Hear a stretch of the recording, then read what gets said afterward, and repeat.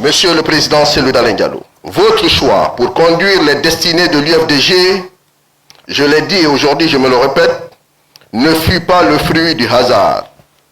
Votre compétence indéniable, reconnu votre sens de l'État, vos vertus ont été pour quelque chose. En vous préférant à ses collaborateurs même les plus proches et d'autres cadres du parti, le doyen Ba Mamadou vous traduisait, au-delà de son admiration, son espoir de voir son parti grand et remporter les élections les plus grandes pour enfin diriger la Guinée. Que cette auguste assemblée veille bien se lever pour qu'on observe une minute de silence à la mémoire du doyen Ba Mamadou. Je vous remercie. Merci beaucoup.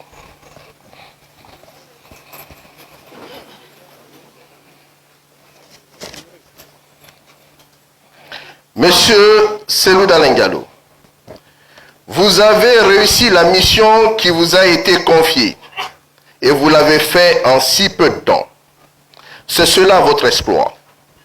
En 2009, seulement 2 ans après, à la tête de l'UFDG, vous aviez déjà implanté le parti sur l'ensemble du territoire national. En 2010, vous avez fait de grands exploits.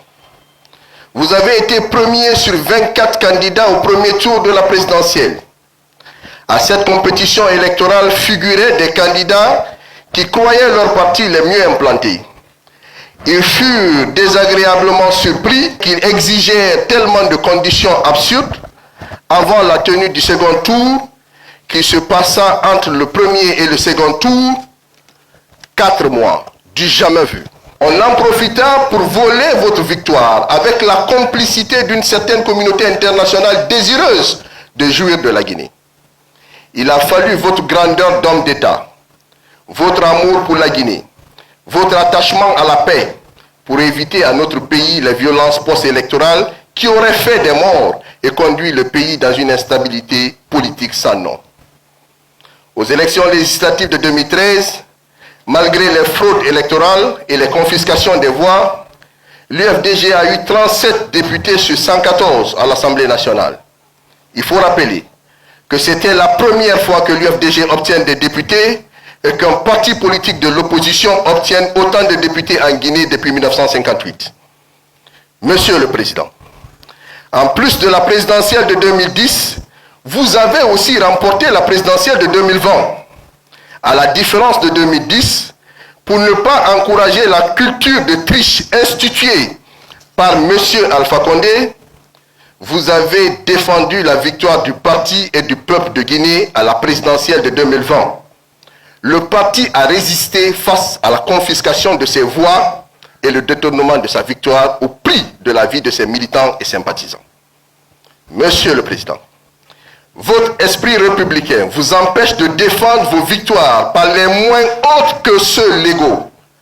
Alors, vous vous êtes refusé de choisir toute option qui conduirait à la guerre, à l'événement d'une rébellion en Guinée. Voilà la leçon que vous nous donnez. Je cite, « Recourons toujours aux moyens légaux et jamais aux armes pour défendre même une victoire acquise des urnes.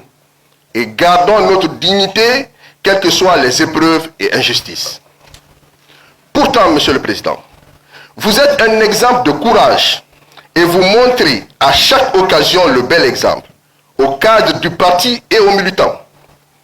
Depuis 2011, vous êtes à la tête de toutes les manifestations. Vous êtes le premier à prendre des risques sur votre vie et intégrité physique. Vous êtes un homme dont les compétences ne sont plus à rappeler. Vos réalisations élogieuses, alors que vous étiez ministre, sont connues de tous. Monsieur le Président, vous êtes un homme de paix, un homme épris de justice. Vous avez refusé de vivre de la haine qui emprisonne l'homme. Votre grandeur d'âme vous conduit à compatir aux épreuves de ceux qui justifient le meurtre de vos militants. Vous leur enseignez la commisération, la tolérance, la solidarité. Vous prouvez à chaque occasion que vous êtes celui dont l'avènement au pouvoir permettra la réconciliation nationale, celle avec notre histoire et avec les valeurs de notre République, celles aussi avec nous-mêmes. Plus que jamais, vous êtes le seul politique en Guinée qui refuse toute collaboration avec les faussaires, qui résiste véritablement à toutes les formes d'injustice et d'oppression, qui s'est interdit toute forme de compromission. Votre conscience refuse de s'agenouiller pour devenir la servante de la haine, de l'exclusion. Vous vous êtes mis au-dessus des mauvais propos, des accusations gratuites, des procédés désobligeants dont on vous abreuve.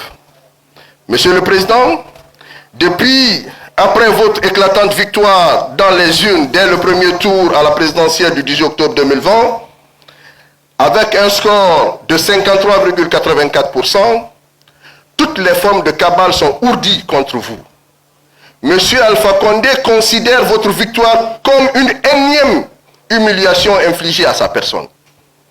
La CENI a déclaré Alpha Condé vainqueur sur des bases absurdes. La Cour constitutionnelle a confirmé les mêmes résultats préconçus.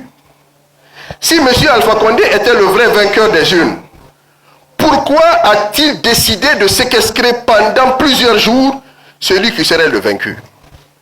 Pourquoi a-t-il décidé de perquisitionner le siège de l'UFDJ? Il y a envoyé des militaires pour détruire les preuves de notre victoire. Depuis, il a fait fermer le siège de notre parti et notre quartier général.